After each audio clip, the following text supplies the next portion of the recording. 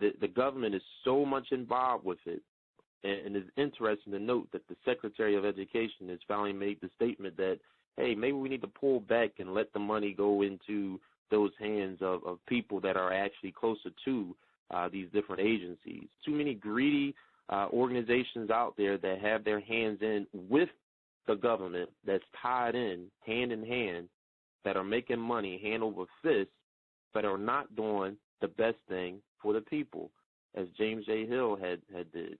Very good information, Colton. Thank you for elaborating further in a very important subject. Does anybody else have any comments regarding James J. Hill and what happened with the Transcontinental Railroad? To me, he truly represents the power of the individual, kind of like Henry Ford and his assembly line. James J. Hill single-handedly did more than our entire government in terms of multiplying the standards of living of countless people. And if he hadn't been stopped, who knows how far he could have gone. And it also demonstrates the seductive, self-serving interest the government has. I mean, even though they could clearly see all the great things James J. Hill was doing for society, they passed the Anti-Sherman Act, and they shut him down. I mean, they were thinking about themselves. They're not thinking about the people. Very much so. Thank you very much, Lauren, for adding additional information to a very powerful role model and subject for us as we move forward with the 12 Visions Party. I'd like to just interject a few pieces of update information.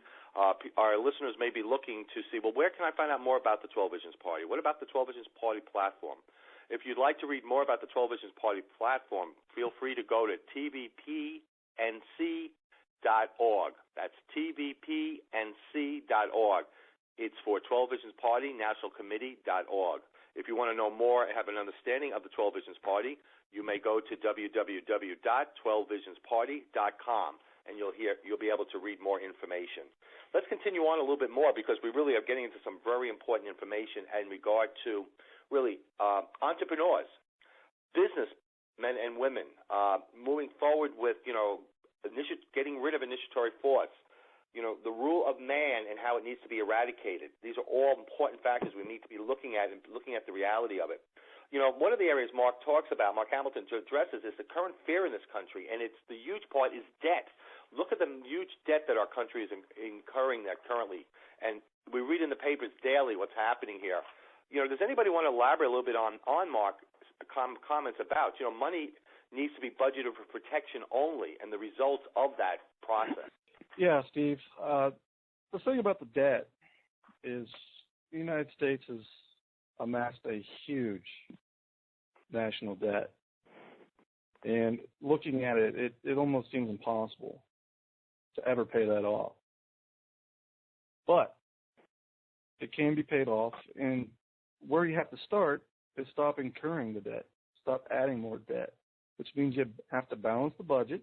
And, of course, with the prime law, you have to have a protection-only budget. So with the national debt, the first thing you got to do is stop creating more debt, and especially for things that are outside of protection only.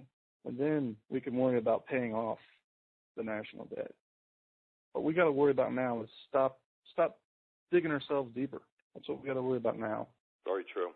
Thank you for that insight, Michael. I want to quote a specific. I would use the word definition, but an example of protection-only budget. We're using the term quite a bit. Mark used it quite a bit. Just out of Mark's Make All the People Rich, Including the Poor pamphlet, Mark specifically says protection-only budget. Now imagine all taxpayer dollars and government's efforts going toward protection, which includes protection-only legislation, policies, courts, and prison. Crime would decrease dramatically. Taxes would decrease dramatically. The geniuses of society, everyone, that's what we're talking about. The James J. Hills, entrepreneurs, people who are going to go out with their self-leadership and build economic values for all of us. Without the bogus government on the offense holding them back would cause us wealth and health to soar. without the flawed Phil man holding us back, the prime law will help us move forward. And this is what we have to start understanding. We are a movement moving forward, and that's what we're working on. So Mark talks about the protection-only budget, which I've just addressed, so you have a clear understanding of that, along with the prime law, which we're reinforcing with you. Those are our two areas and objectives as we move forward, and we need to really keep reminding us of that. Now, everybody, one thing Mark does address, and I really like this concept, was he uses metaphors in his presentation, and he talks about sugar and the rule of man. And the rule of man is sugar. And I thought that to be a great way to really remember what we're about and what's happening. Does anybody want to comment a little bit about that statement, the rule of man is sugar? Well, Steve, he referred to the Dr. Atkins diet, which I believe just about everybody has heard of. Yes. And of course, that's all about the glutinous sugars that are really harmful to the body. And it's been proven that, those sugars are bad for man. And he uses that metaphor, the scourge of man. The thing about metaphors is it helps people to see and relate to a concept. Right now, many people may not really understand that the rule of law and the rule of man are different. And that's why I use that metaphor, so people can kind of attach and relate to the rule of man being the scourge of mankind. And I think that's great, Michael, because it's important, and for our listeners to hear, when you think of sugar, you know what it's done is to create obesity. What it has done, we're learning more and more. In the past, people would say, have plenty of it, et cetera. As we've become educated, and see, that's a very key factor. All of us need to be educated. We need to be educated on the legal system. We need to understand where our money is going, where the outlay of the dollars are. I mean, we all have to take that responsibility. All of us do. And we learned as we started becoming more and more educated that sugar had the negatives and what it has done for many of us. And it's been diabetes issues. It's been obesity. And this is where the metaphor comes from, looking at the flawed-filled man and the rule of man.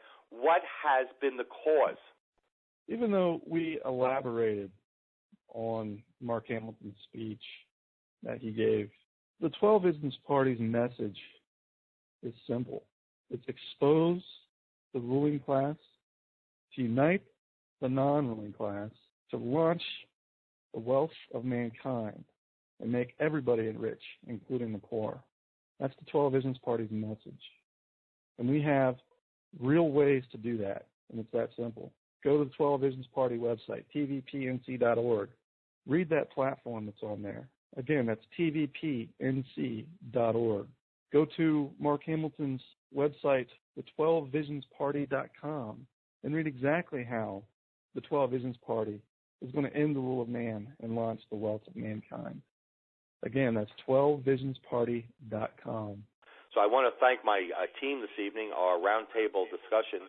I want to thank Mr. Lauren Taylor, Mr. Larry Word, Mr. Carlton Roberts, Mr. Tom Carey, and Mr. Michael Dilworth for participating this evening and helping us delve into Mark Hamilton's speech. We really appreciate your help, and I know our listeners do, for really getting into what we call the nitty-gritty. So thank you. NTR. Neothink Radio Network.